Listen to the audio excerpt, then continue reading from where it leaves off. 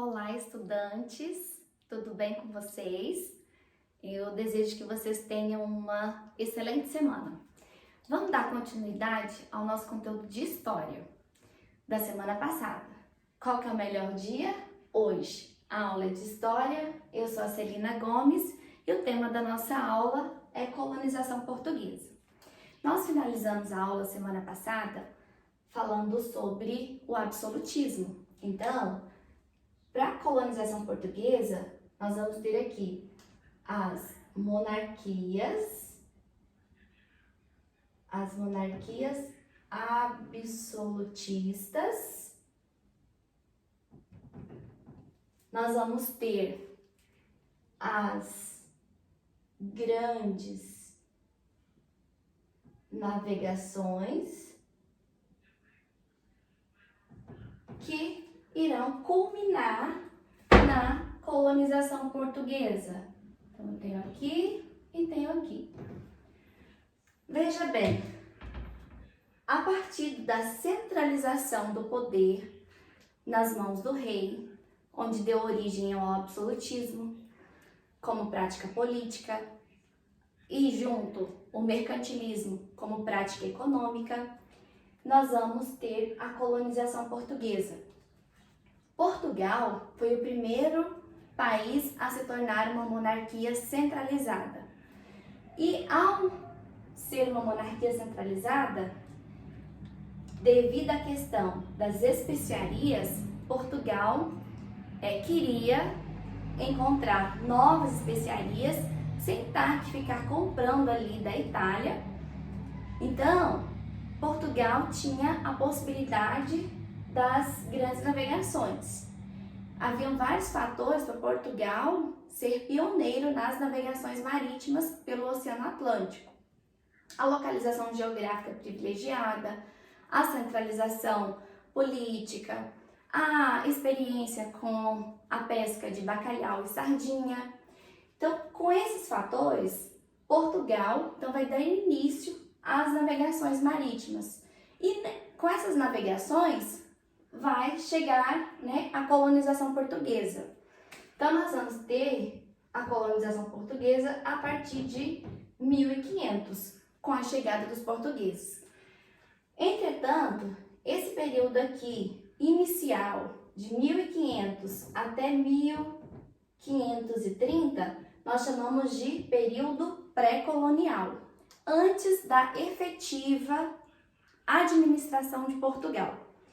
Somente a partir de 1530 é que Portugal vai, de fato, colonizar o território brasileiro.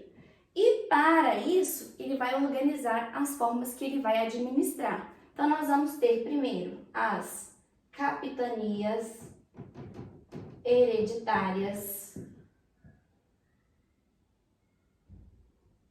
que serão um fracasso com as maiorias. Depois, nós vamos ter governos gerais administrando o território brasileiro.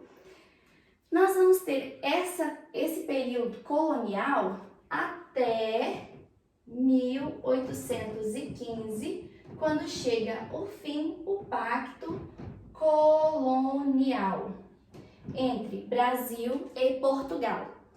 Portugal, a colônia, Brasil, a colônia, e Portugal, a metrópole. A professora trocando aqui, né? Veja bem, esse pacto colonial vai estar relacionado às monarquias absolutistas, lá do mercantilismo, das práticas mercantilistas, né? O colonialismo. Você encontrar novas colônias, que é onde Portugal, então, vai colonizar o território brasileiro. Então, veja bem, quando está no período pré-colonial, os portugueses, eles vão explorar o pau-brasil. Após a administração das capitanias hereditárias, começa uma nova produção, uma nova economia aqui no Brasil, que é a economia açucareira. Agora tem um detalhe, né, gente? Quando a gente fala aqui, ó, pau-brasil, o açúcar e depois, no século XVIII, a mineração, nós não temos que pensar que o Brasil só teve esses produtos. Haviam outros produtos, né, simultaneamente junto a esses aqui. Então, tínhamos também a produção de algodão, de mandioca, mas quando a gente fala do pau-brasil, da atividade açucareira, quer dizer que elas se destacavam. Então, veja bem, e quais eram as mãos de obras utilizadas nessa colonização portuguesa? Teve a escravização,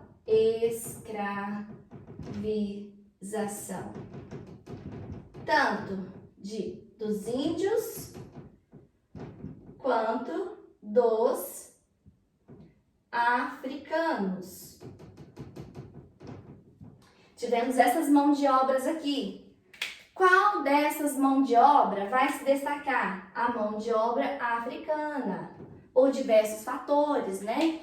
Gerava mais lucro para os portugueses, né? Eles traziam esses africanos em navios negreiros da Europa para o Brasil, chegavam, os africanos eram tidos como mercadorias, eram vendidos ali nos portos, né? E dependia de todas as suas características para ter os valores.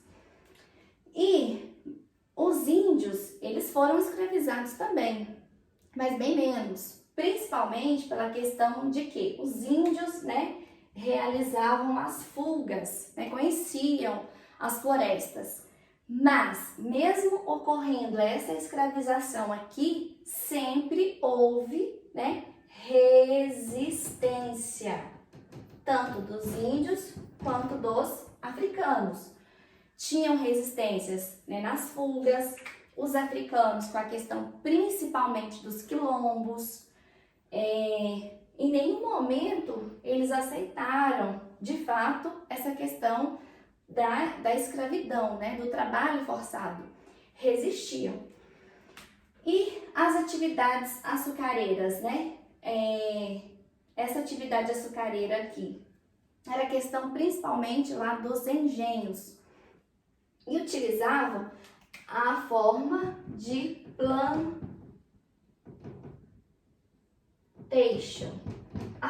plantation.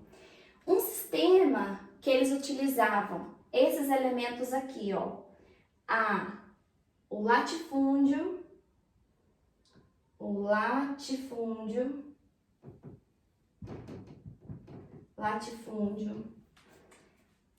a exportação, a mão de obra escrava e o cultivo de um produto, né? A monocultura. Juntavam-se esses elementos aqui compondo. Pra gente não esquecer, ó,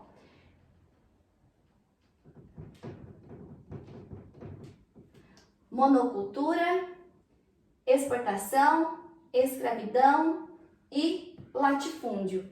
Vamos pensar na frase: o Brasil, ele é doce como mel. E aí a gente não esquece essa relação aqui das características. E na próxima aula, nós vamos então falar de um terceiro produto que se destacou, que vai ser a mineração. É o conteúdo da nossa próxima aula, tá bom?